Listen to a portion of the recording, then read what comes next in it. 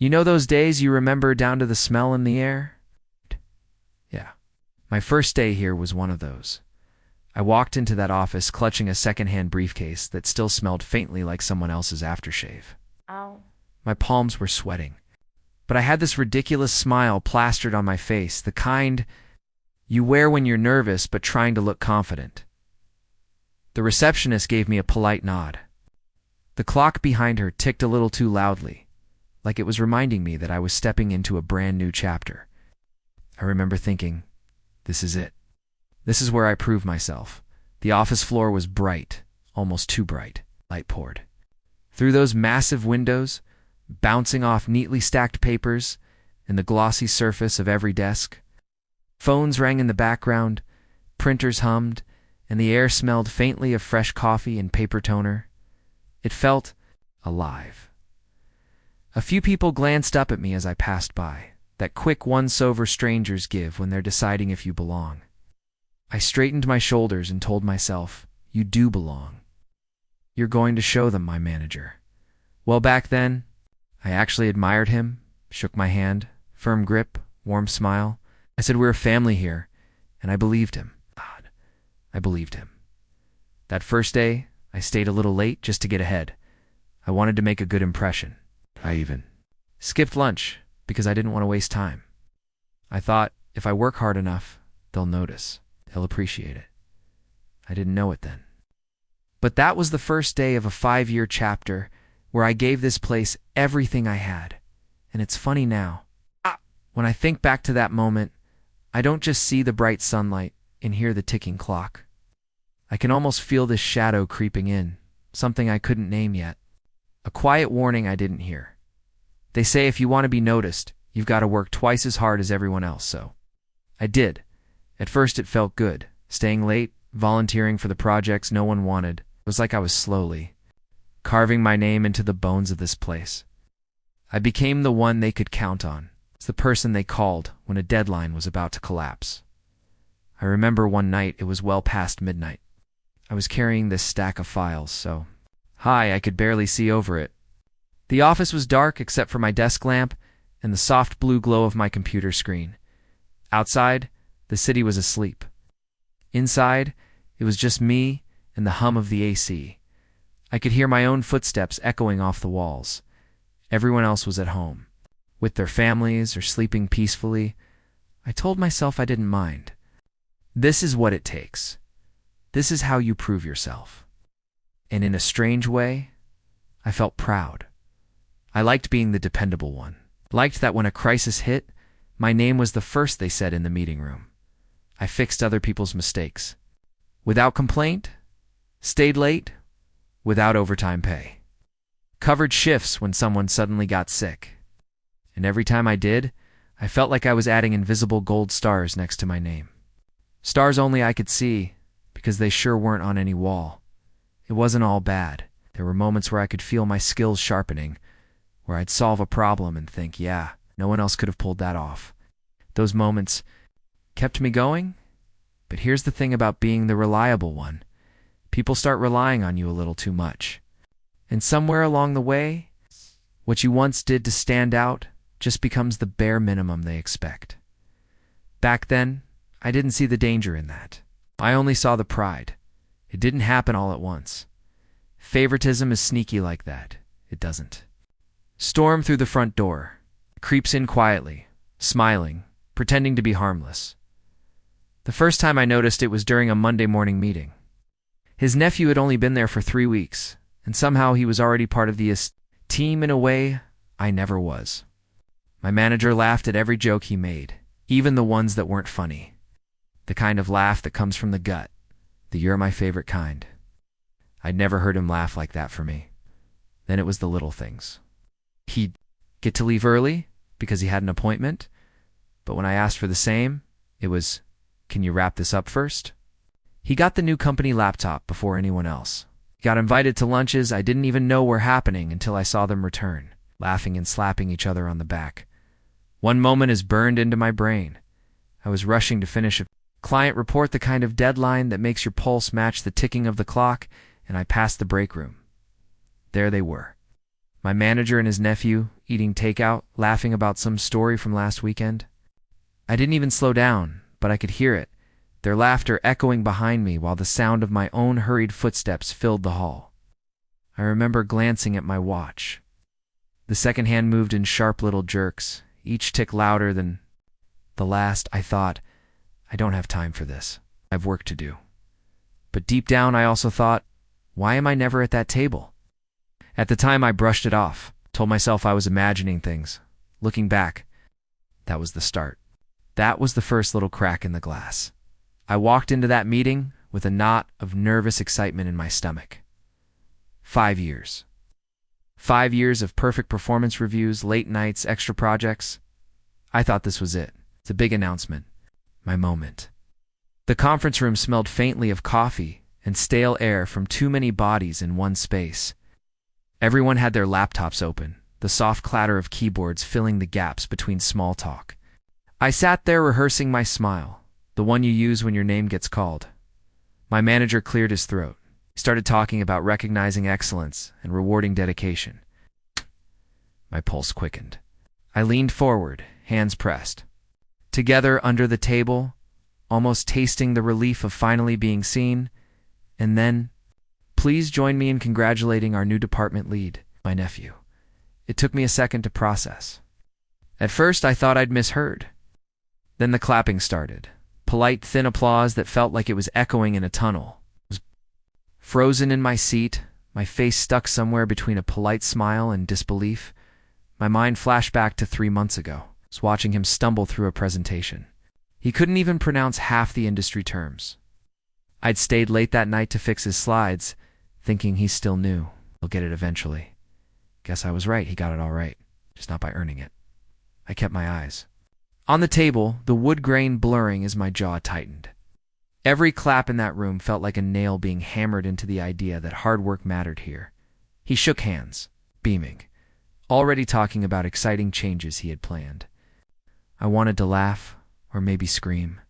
Instead, I sat there, motionless, the sound of my own heartbeat drowning out everything else. That was the moment. The exact second I knew I was done, when the meeting wrapped up. Everyone swarmed around him like bees to honey. I stayed in my seat a moment longer, pretending to shut down my laptop, just so I didn't have to be the first in line to smile and lie. Eventually, I stood up. You can't avoid it forever. He turned toward me, grinning like he'd just climbed Mount Everest, held out his hand. Thanks, man, he said, as if I'd already congratulated him. So I did. I shook his hand. Firm enough to look genuine, but not 1 ounce more. My smile felt like it was made of glass. Congratulations, I said, my voice steady, almost too steady. Inside, I was replaying every night. I stayed late to clean up his work. Every weekend, I gave up for the good of the team. For a split second, I caught my manager's eye over his nephew's shoulder. He gave me this approving nod. The kind you give when you think you've done something noble. And I flashed back to just a few days earlier, him patting me on the back, saying we couldn't do it without you. I remember actually feeling proud when he said it. It's like it meant something. But standing there, gripping the nephew's hand, I realized those words weren't a compliment. They were a chain, a way to keep me working harder while someone else reaped the rewards. I let go of his hand first. I always let go first. The rest of the congratulations were just noise, the kind of fake, polite chatter people do to keep things moving. My lips moved, but my mind was already somewhere else, quietly building the resolve I didn't even know I had yet. That night, the office air still clung to me, the stale coffee, the faint smell of printer ink like it had seeped into my clothes, my skin, my bones. I didn't even bother turning on the TV when I got home. I just dropped my bag, loosened my tie, and sat at the kitchen table. The house was quiet, except for the low hum of the fridge. I opened my laptop. Not to catch up on work, not this time, but to open a blank document. My fingers hovered over the keys, hesitant, almost trembling. The first words I typed were simple. Dear, I am resigning from my position. Then I stopped. Just stared at the blinking cursor, this tiny pulse of light against a sea of white. It felt like the cursor was daring me to keep going. My pride told me you can't just leave. You've built something here. You've earned your place. But another voice, quieter, steadier, whispered, if they can overlook you this easily after 5 years, they always will. I thought about the nights. I stayed until 2 in the morning, the weekends I sacrificed, the dinners I missed. I thought about that handshake earlier, how empty it felt. How every we're a family moment suddenly seemed like a script they dusted off when they needed something from me. The fear crept in too. The fear of starting over, of walking away from what I'd built. But I realized something. What I'd built wasn't mine. It belonged to them. And they'd just handed the keys to someone else. So I kept typing word by word, line by line. By the time I finished, the room felt lighter. Not because it was easy. It wasn't. But because I finally knew I was leaving. I didn't hit print that night. I just saved the file, closed the laptop, and sat there in the dim light, letting the decisions settle into me like a stone finding its place at the bottom of a river. I printed the letter the next morning. The paper was warm in my hands. Fresh from the printer, the ink still smelling faintly sharp. I folded it neatly, slid it into a plain white envelope, and tucked it into my bag, like it was something dangerous. All morning, I sat there. I could feel its presence every time I moved, heavier than it should have been, like it carried all. 5 years inside it. Every yes I'd ever said when I meant I'm exhausted. Every time I stayed past midnight without an extra dime. Every time I let them take a little more of me because I thought it would pay off by lunch. I couldn't wait anymore. I walked into my manager's office. He was typing something, barely glancing up. "What's up?" he asked, his voice casual. Distracted, I took out the envelope, set it on his desk, and slid it toward him, slow motion in my mind. That soft scrape of paper against wood. It sounded final. He looked at it, then at me. "What's this?" "My resignation," I said. For a second, I thought I saw a flicker of surprise. But it passed too quickly, replaced by that neutral, managerial mask. "Well, that's your choice," he said. "No protest. No, we'll talk about this. Just acceptance." And in that moment, I knew I was making the right decision. Because if someone can watch you walk away after 5 years without even trying to stop you, you were never as valued as you thought. I left his office lighter than I'd felt in months. I swear, even the air in the hallway felt easier to breathe. Word spreads fast in an office. By the time I got back to my desk, I could feel it. That shift in the air. The conversations that cut off when I walked by. Glances traded over computer monitors. Some people came up quietly, offering those half smiles that say, "I wish I could do the same." Others avoided me altogether, as if my decision was contagious. Maybe it was. Maybe it made them think about their own reasons for staying. The nephew didn't say much. It's just a polite nod in the hallway like we were strangers. I think part of him was relieved, one less person to compare himself to. My manager stayed professional, distant, as if we'd already erased 5 years in a single envelope by the end of the day. Ask felt less like mine. The framed photo of my family. The chipped coffee mug I'd left on my desk 100 times. The stack of files I'd once been proud to tackle, now they just looked like someone else's problem. That night, my phone buzzed. It was a text from a coworker I'd barely spoken to outside of meetings. Just for words. "Good for you, man." I stared at it for a long time. It wasn't a parade. It wasn't applause. But it meant more than any corporate thank you I'd ever gotten. Still, there was this heaviness. I was proud of my decision, but I couldn't ignore the ache of letting go, the years, the effort, the version of me that had believed loyalty was enough. I woke up that Monday, and for a second, my body forgot it still expected the blare of the alarm. The immediate knot in my stomach, the mental checklist of problems waiting for me at my desk. But there was no alarm, no rush, just sunlight slipping through the open curtains. Soft and warm on my face, I lay there for a moment, listening not for the sound of email notifications or the hum of the office copier, but for the quiet. And it wasn't an empty quiet. It was the kind of quiet that fills you up instead of draining you. I got up slowly, made coffee without glancing at the clock.